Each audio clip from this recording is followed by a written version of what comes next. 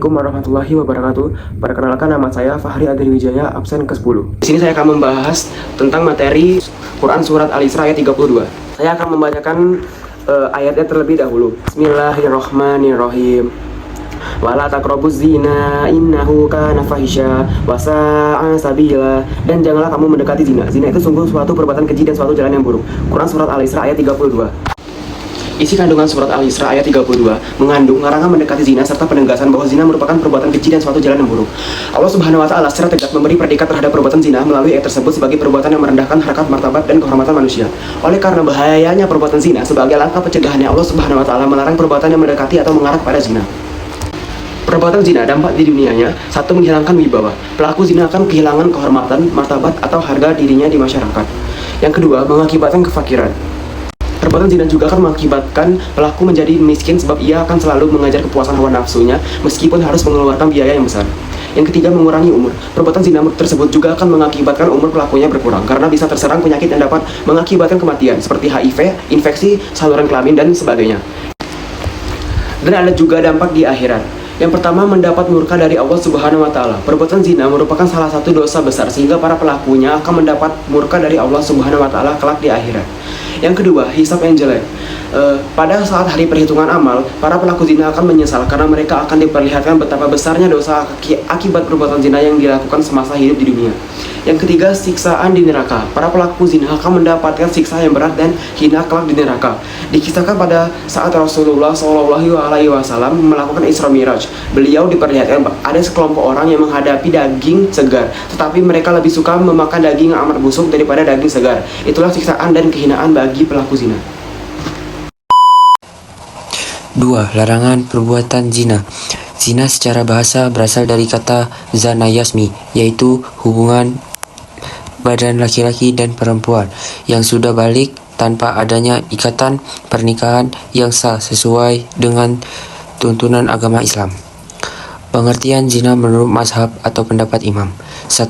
Mazhab Al-Hanafi'ah menyebutkan pengertian zina adalah hubungan seksual yang dilakukan seorang laki-laki terhadap seorang perempuan pada kemaluannya, yang bukan budak wanitanya dan bukan akad yang subhat.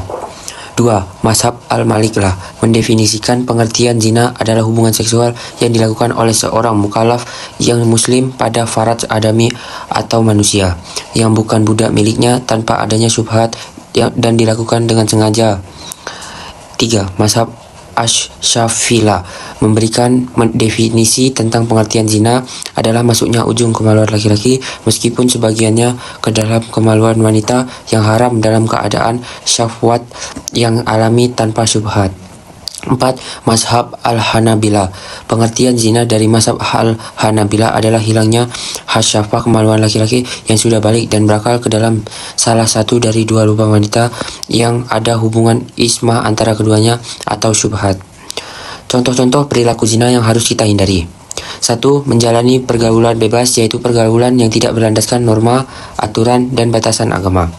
2. Mendatangi tempat-tempat yang mengundang nafsu syahwat. 3. Berhalal dan berimajinasi tentang aurat lawan jenis. 4. Menggunakan pakaian yang tidak menutupi aurat. Assalamualaikum warahmatullahi wabarakatuh. Perkenalkan, nama saya Muhammad Hazar Amru. Saya absen 24. Hukum zina. Para ulama telah bersepakat bahwa hukum perbuatan zina adalah haram. Dalam Quran Surah Al-Isra ayat 32 terkandung larangan untuk tidak mendekati perbuatan zina. Kata jangan mendekati dalam ayat tersebut merupakan larangan mendekati sesuatu yang dapat merangsang jiwa dan nafsu untuk melakukannya. Hal ini dijelaskan dalam Surah Al-Furqan ayat 68, yang artinya, dan orang-orang tidak mempersekutukan Tuhan dengan Tuhan-Tuhan lain, dan tidak membunuh orang-orang yang diharamkan Allah, kecuali dengan alasan yang benar, dan tidak melakukan zina. Dan siapa yang melakukan hal itu, niscaya dia akan mendapatkan azab yang berat. C. Kategori zina. Yang pertama, zina muson, yaitu pezina yang telah dewasa, cerdas, mandiri, dan telah menikah. Hukuman bagi muson yang berzina adalah rajam atau rajam sampai mati. Yang kedua, zina gairu muson, yaitu pezina masih lajang dan belum pernah menikah. Hukumannya adalah didera 100 kali dan diasingkan selama 1 tahun, dijatuhkan sanksi pengasingan ke tempat asing. D. Hukuman bagi pezina. Sudah dijelaskan sebelumnya bahwa zina merupakan salah satu perbuatan dosa besar setelah syirik dan membunuh. Bahkan, pelakunya dapat dikenai hukuman yang berat apabila terbukti melakukan perbuatan zina. Hukuman bagi pelaku zina yaitu sebagai berikut. Yang pertama adalah rajam. Hukuman rajam dapat dengan cara rajam berlaku bagi orang yang melakukan zina. Hukuman dapat dilakukan jika syarat-syarat berikut terpenuhi. Yang pertama, berada di wilayah hukum tertentu. Yang kedua, ada pengadilan syariah. Yang ketiga, syarat bagi pelaku zina terpenuhi. Yang keempat, adanya 4 orang saksi yang adil atau pengakuan dari pelakunya. Yang kelima, peristiwa yang terjadi pada wilayah hukum diberlakukan hukuman tersebut. Yang kedua adalah dera. Pelaku zina yang mendapat hukuman pencabulan adalah pelaku zina ghairul muhsan. Selain penganiayaan, hukuman lain yang berlaku adalah isolasi selama 1 tahun di tempat yang jauh.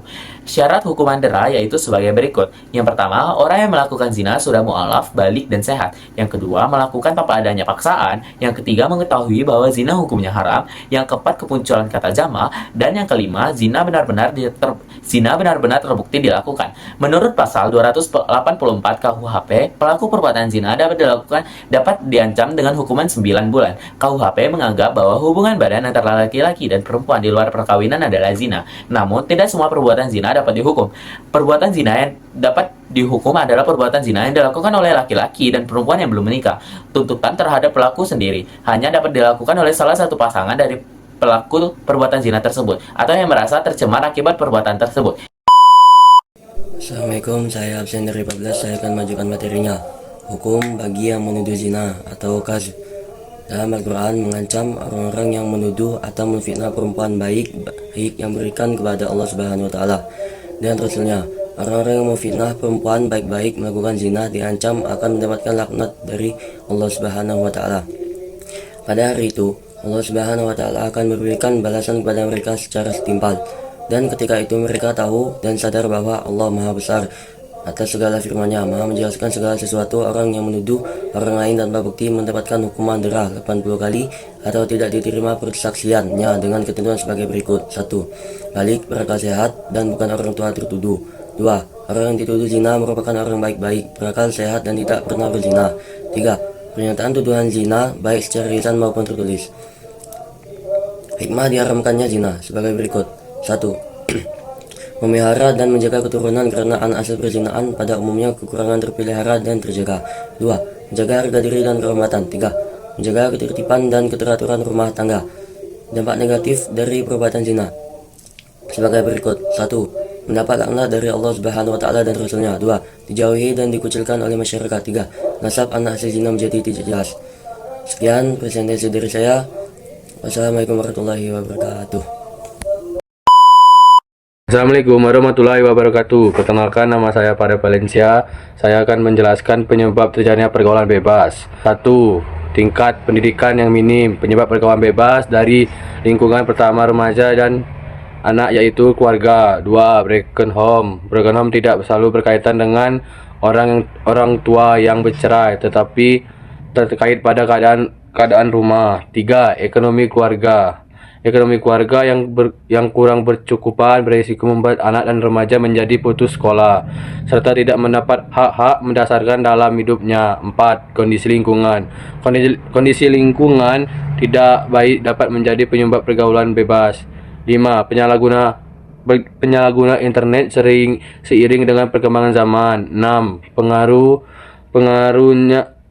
teman sebayan. Teman menjadi keluarga kedua yang ada di hidup anak dan remaja.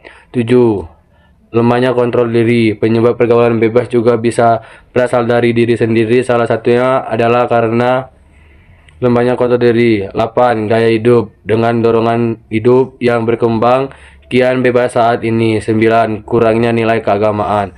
Penyebab pergaulan bebas yang lain adalah karena kurangnya pendidikan agama yang dapat oleh anak dan remaja. Assalamualaikum warahmatullahi wabarakatuh. Perkenalkan, nama saya Muhammad Indra dan saya akan membahas pembiasaan sikap. Jika kita cermati materi tentang pergaulan bebas dan zina, dapat diketahui begitu banyaknya dampak negatif yang ditimbulkan, maka hendaknya sikap yang harus kita lakukan dan biasakan dalam kehidupan sehari-hari yaitu sebagai berikut. 1. Menjaga pergaulan yang sehat dan beretika. Semakin majunya perkembangan teknologi akan semakin mempermudah masyarakat, terutama generasi muda, untuk bergaul, bersosialisasi, dan berkomunikasi satu dengan yang lain. Perkembangan teknologi juga membawa dampak negatif bagi para remaja. Bagi remaja yang kurang bisa menyaring teknologi dapat terbawa arus pergaulan yang tidak sehat. 2. Menutup dan menjaga aurat. Bagian tubuh yang harus terlindung dan tertutup dari pandangan orang lain disebut dengan aurat. Bagi perempuan, seluruh tubuh kecuali muka dan telapak tangan adalah aurat mereka. Adapun laki-laki, aurat adalah tubuh bagian antara pusar sampai dengan lutut. 3. Selektif dalam memilih teman bergaul. Selektif dalam memilih teman bergaul akan membawa dampak yang baik bagi seseorang karena seorang teman akan memengaruhi teman lainnya.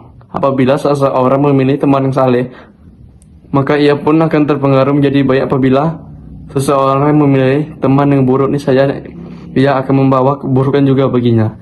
Dan itu sekian dari saya. Jika ada salah kata, mohon maaf dan maafkan. Wassalamualaikum warahmatullahi wabarakatuh.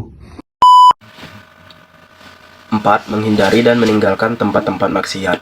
Kita harus menjadi pribadi yang berani dan tegas untuk menghindari perbuatan maksiat. Salah satu caranya adalah menghindari atau menjauhi tempat-tempat maksiat. 5. Memanfaatkan waktu luang dengan melakukan kegiatan positif. Waktu luang yang dimiliki oleh seseorang hendaknya dimanfaatkan untuk sesuatu yang positif dan mendatangkan manfaat. Misalnya, aktif di majelis taklim, melakukan kajian remaja, kajian keputrian, berolahraga, atau menciptakan kreasi-kreasi dan hasil karya yang bermanfaat. 6. Mendekatkan diri dan memperbanyak zikir kepada Allah Subhanahu wa taala. Agar terhindar dari pergaulan bebas dan perbuatan zina, seseorang harus sungguh-sungguh memohon perlindungan dari Allah Subhanahu wa taala dengan cara memperbaiki kuantitas dan kualitas ibadah, menjalankan sholat wajib dan sunnah, memperbanyak membaca Al-Quran, memperbanyak sedekah, serta senantiasa mengingat ancaman dan dosa dari setiap perbuatan buruk yang kita lakukan selama di dunia yang kelak akan dipertanggungjawabkan. 7. Berpuasa sebagai perisai nafsu. Puasa adalah berlatih mengendalikan nafsu. Apabila mukmin mampu mengendalikan nafsunya, maka ia mampu menahan sebagai larangan Allah Subhanahu wa taala. Puasa menjadi semacam perisai yang membentengi seseorang dari keinginan untuk berbuat maksiat, sebagaimana hadis Rasulullah SAW yang artinya, wahai para pemuda, barang siapa yang sudah sanggup menikah, maka menikahlah, karena itu lebih menundukkan pandangan dan lebih menjaga kemaluan. Barang siapa yang mampu, maka berpuasalah, karena puasa itu obat pengekang nafsunya. Hadis riwayat Al-Bukhari dan Muslim.